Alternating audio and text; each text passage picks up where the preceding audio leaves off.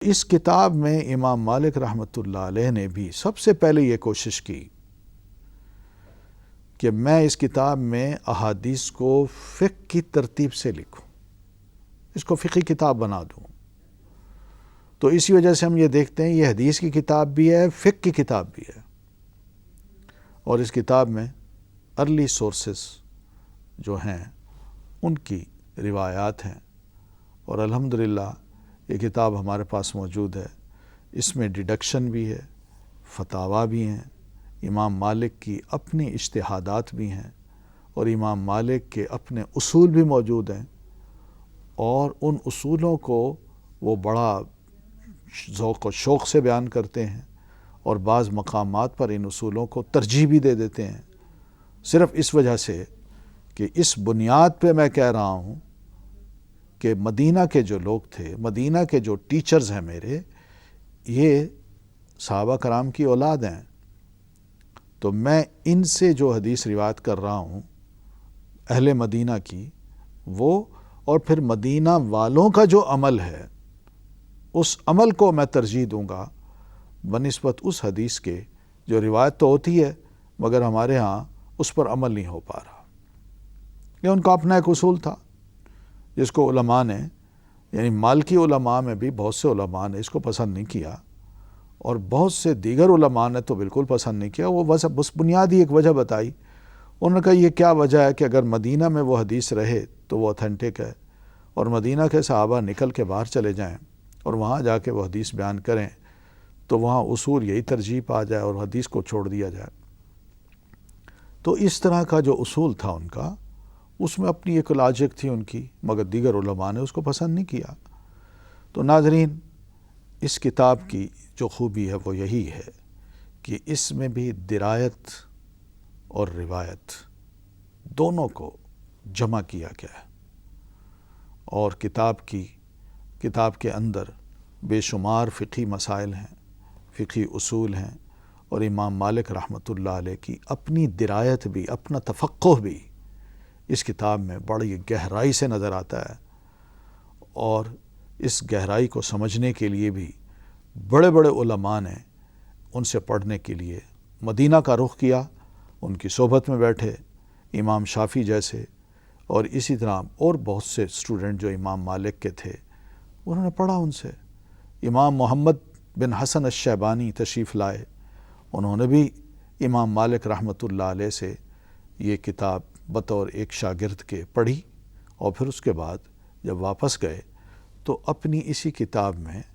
انہوں نے جو امام مالک سے سنی ہوئی تھی موطا، اس میں ان کے پاس چونکہ دیگر روایات بھی تھیں جو انہوں نے اپنے شیوخ اور شیوخ سے سنی تھیں، تو اور شیوخ کی روایات کو بھی انہوں نے اسی کتاب میں جمع کر کے، ان کو ارینج کر کے، ترتیب دے کے پھر ایک کتاب اپنے نام سے لکھی، اور اس کا نام آج کل ہم سب جانتے ہیں، موطا امام محمد۔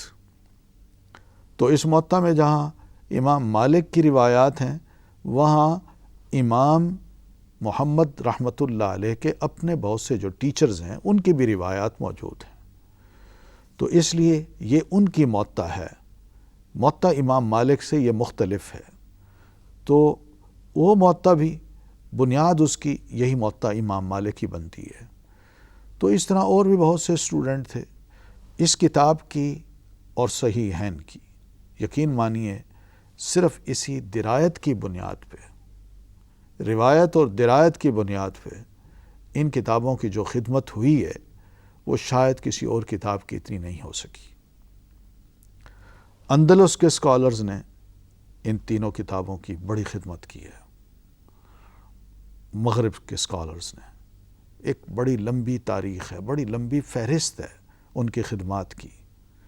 کوئی فیلڈ نہیں ہے جو انہوں نے چھوڑا ہو۔ اور پھر اسی طرح مشرق کے جو علماء ہیں انہوں نے بھی اگر اس کتاب کی کوئی خدمت کی ہے تو اس خدمت میں جو مغرب کے علماء کا جو حصہ تھا اس سے مستفید ہوئے بغیر انہوں نے یہ خدمت، یعنی وہ خدمت نہیں کر سکے، ان سے مستفید ہوئے ہیں، اور پھر اس کے بعد مشرق کے جو علماء ہیں وہ صحیح بخاری، صحیح مسلم اور موطا امام مالک کی خدمت کر سکے۔ مثال کے طور پر مختصر سا موطا امام مالک کی جو خدمت وہاں ہوئی ہے اندلس میں، اس میں ہم یہی دیکھتے ہیں کہ امام ابن العربی جو مالکی فقیہ ہیں، ابن العربی، ابن عربی نہیں ہے، کیونکہ ابن عربی الف لام کے بغیر عربی صرف لکھیں تو یہ سلسلہ تصوف کے جو ہیڈ ہیں ان کا نام ہے ابن عربی، وہ اس سے مشہور ہیں، لیکن جو مالکی فقیہ ہیں وہ ابن العربی کے نام سے مشہور ہیں۔ قرطبہ کے رہنے والے تھے، یہ بھی قرطبہ کے تھے، دونوں قرطبہ کے رہنے والے تھے، لیکن یہ مالکی فقیہ تھے۔ انہوں نے موطا امام مالک کی شرح لکھی القبس کے نام سے، وہ شرح مطبوع ہے۔ پھر اس کے بعد ہم یہ دیکھتے ہیں ابن عبد البر ہیں رحمۃ اللہ علیہ، انہوں نے بھی موطا امام مالک کی 2 شرحیں لکھیں اور بڑی ضخیم شرح ہیں، الاستذکار کے نام سے اور دوسری التمہید کے نام سے۔ ناظرین، ابو الولید الباجی ایک اور بڑے محدث گزرے ہیں، فقیہ گزرے ہیں مالکی، انہوں نے بھی امام مالک رحمۃ اللہ علیہ کی کتاب الموطا کی بڑی خدمت کی ہے۔ ابو علی الغسانی، انہوں نے بھی اس کتاب کی، تینوں کتابوں کی، صحیحین اور موطا امام مالک کی زبردست خدمت کی ہے۔ اسی طرح قاضی عیاض ابن موسیٰ الیحصبی، انہوں نے تو خدمت کی حد کر دی، مشارق الانوار نام کی کتاب لکھی، اور تینوں کتابوں کے جو اندر ہڈن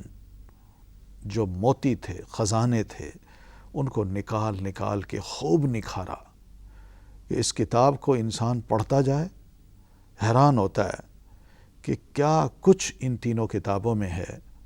اور کس قدر علمی ذوق تھا امام قاضی عیاض ابن موسیٰ الیحصبی کا، کہ انہوں نے کس ذوق کے ساتھ، کس پہلو سے ان تینوں کتابوں کی بڑی زبردست خدمت کی ہے۔ اسی طرح ناظرین، امام قاضی عیاض رحمۃ اللہ علیہ کے ایک معاصر ہیں ابن قرقول نام سے، انہوں نے بھی اسی طرح کی ایک اور خدمت کی، قاضی عیاض کی مشارق الانوار کی طرح بڑی باریکی کے ساتھ باریک باریک فرق کو واضح کیا ہے، اور اس کتاب کا نام رکھا انہوں نے مطالع الانوار۔ یہ دونوں کتابیں ابو الولید الباجی کی بھی، اور اس کے ساتھ ساتھ ابن عبد البر، اور ان سب علماء کی کتابیں آج موطا کی شروحات میں، اور اس کے ساتھ ساتھ صحیح بخاری اور صحیح مسلم کی شروحات میں خوب استعمال ہوتی ہیں، خوب استعمال ہوتی ہیں۔ بڑا مستفید ہوا جا رہا ہے ایسے علم سے، اور الحمدللہ یہ علم پتہ چلتا ہے کہ درایت کی انتہا پر ان تینوں علماء کا تھا، اور انہوں نے اپنی کتابوں میں اس کو جو سمویا ہے، وہ آج تک اس کے اندر چھپے جو موتی اور خزانے ہیں وہ علماء بھرپور طریقے سے اور بڑے فخر کے ساتھ، خوشی کے ساتھ وہ نکال نکال کے لوگوں کے سامنے پیش کرتے ہیں، اور لوگوں کی جو طلبہ علم ہیں ان کے اندر حیرت و استعجاب کی ایک کیفیت پیدا ہو جاتی ہے کہ یہ کتابیں اس قدر درایت کے مفہوم کو اپنے اندر سموئے ہوئے ہیں کہ شاید اس کا حق جو ہے فرد واحد ادا نہیں کر سکتا، بلکہ علماء کی ایک لمبی فہرست ہے جو اس خدمت کو کرتی رہے تب بھی یہ خزانہ جو ہے ختم نہیں ہوتا۔ ناظرین، ہم یہی دیکھتے ہیں کہ اسی روایت اور درایت کو صحابہ کرام نے استعمال کیا، اور ان کے بعد بہت سے جو اسکالرز اس فیلڈ میں آئے انہوں نے بھی استعمال کیا۔ مثال کے طور پر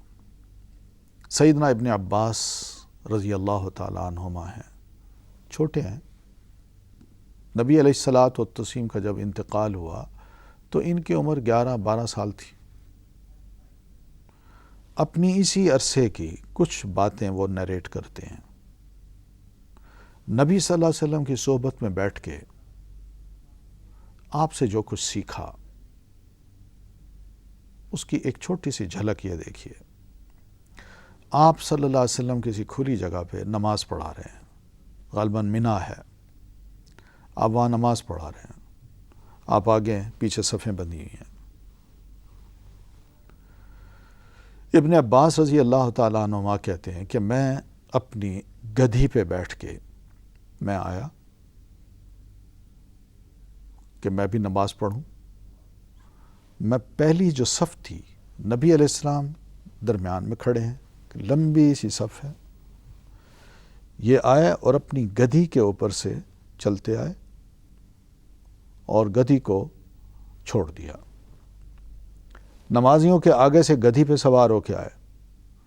نبی صلی اللہ علیہ وسلم یہاں کھڑے ہیں، لیکن آپ تک پہنچنے سے پہلے انہوں نے اپنی گدھی کو چھوڑ دیا، اترے اور صف میں جا شامل ہوئے. کہتے ہیں میں نے ایسا کام کیا مگر کسی نے مجھے کچھ نہیں کہا، کچھ بھی نہیں کہا. یعنی ہم نماز پڑھ رہے تھے، تم گدھی کے اوپر سوار ہو کے ہمارے آگے آ گئے، کچھ نہیں. کیوں نہیں کہا؟ یہاں درایت استعمال ہوئی، درایت کہ اصل جو چیز ہے وہ امام ہے. امام کے آگے سے نہیں گزرا جا سکتا. امام سارے نمازیوں کو لیڈ کر رہا ہے، تو امام نے اگر اپنے آگے سترہ رکھا ہوا ہے تو پھر امام ہی سب کا سترہ بن جاتا ہے. اور امام کے دائیں بائیں اگر صف کے آگے سے گزرا جائے، چاہے گدھی پر ہی کیوں نہ ہو، تو اس سے نماز مکروہ نہیں ہوتی، نماز خراب نہیں ہوتی. بس یہ ہے وہ ایک درایت جو بچپن میں اللہ تعالیٰ نے حضرت عبداللہ ابن عباس رضی اللہ تعالیٰ عنہما کو نصیب کی ہوئی تھی، اور دیگر صحابہ تو اس چیز کو جانتے تھے. ناظرین، درایت یہ بھی ہے کہ نبی علیہ الصلاۃ والتسلیم کی کسی معمولی سی بات کو انسان بچپن میں دیکھے اور بڑے ہو کے یاد کر کے لوگوں کو بتائے کہ یہ حادثہ ہوا ہے، میں نے خود دیکھا، میرے ساتھ ہوا ہے، یہ واقعہ ہوا ہے.